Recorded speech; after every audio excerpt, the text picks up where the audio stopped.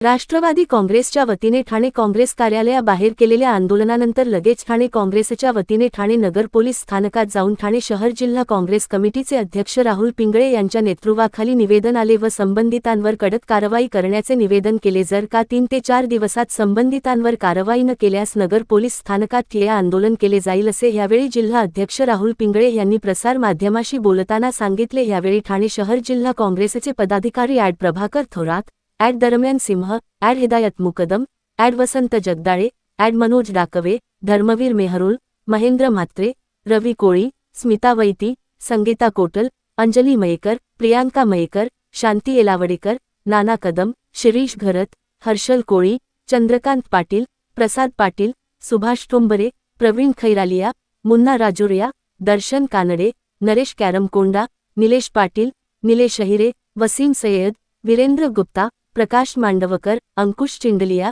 गोपाळ सावंत, मनोज दुबे, श्रीकांत गाडीलकर, पप्पू मोमिन, राजू शेट्टी, विकास मेस्ता व काँग्रेसचे इतर पदाधिकारी कार्यकर्ते यावेळी मोठ्या संख्येने उपस्थित होते।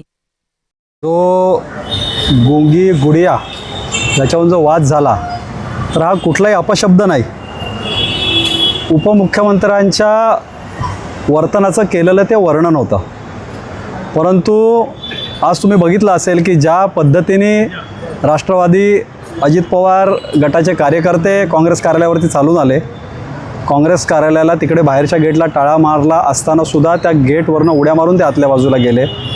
आणि लोकसभेचे विरोधी पक्षनेते आणि सन्माननीय काँग्रेसचे नेते खासदार राहुलजी गांधी यांच्या जो बॅनरवरती फोटो लावलेला होता त्याच्यावरती त्यांनी शाईफेक केली, त्यांनी आमच्या दरवाजावरती शाईफेक केली, आमचे कोनशिला बसवलेली होती त्या कोनशिलेवरती शाईफेक केली, काही तिथे तिरंगे झेंडे लावलेले होते त्या तिरंग्या झेंड्यावरती पण शाईफेक केली। अत्यंत मदमस्त झालेले कार्यकर्ते होते, कुठल्याही प्रकारचं भान त्यांना त्या ठिकाणी नव्हतं आणि ते धिंगाणा घालत त्या ठिकाणी होते। पोलीस त्यांना थांबवण्याचा प्रयत्न करत होते, परंतु ते एकावर एक जाऊन तो बॅनर फाडणं, धिंगाणा, असं खरं लोकशाहीने आपल्याला आंदोलनाचा अधिकार दिलेला आहे। तुम्ही शांततापूर्ण मार्गाने त्या ठिकाणी आंदोलन करायला पाहिजे आणि माझं तर त्यांना सांगणं आहे, तुम्हाला जर खरोखरच आंदोलन करायचं आहे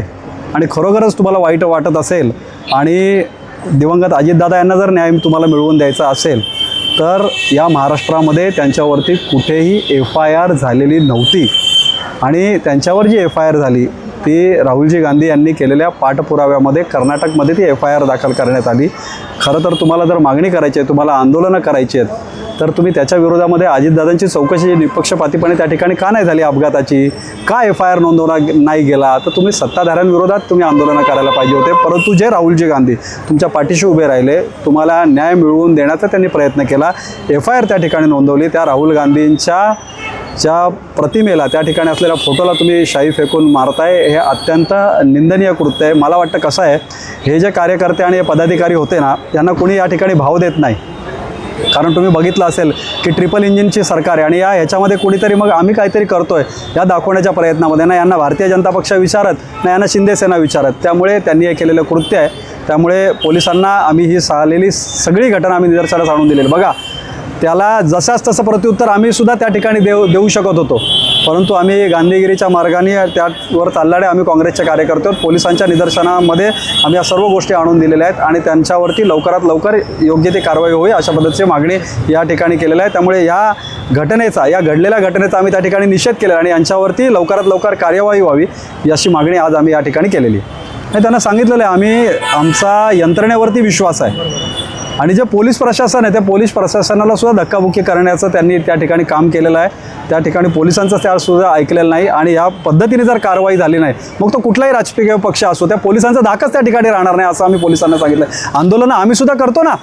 पण लोकशाही मार्गाने ते आम्ही आंदोलनं करतो, त्यामुळे लोकशाही मार्गाने ते आंदोलनं झाली पाहिजे आणि ज्यांनी अशा पद्धतीने ट्रेसपासिंग करत त्या ठिकाणी आमचं गेट ओलांडून जाण्याचा प्रयत्न केला आहे त्यांची पूर्ण चौकशी होऊन त्यांच्यावरती कठोरात कठोर कारवाई झाली पाहिजे। ती न झाल्यास 3 ते 4 दिवसाचा आम्ही अल्टिमेटम दिलेला आहे, नाही तर या पोलीस स्टेशनमध्ये आम्ही धरणं धरणार काँग्रेस पक्षाच्या माध्यमातून।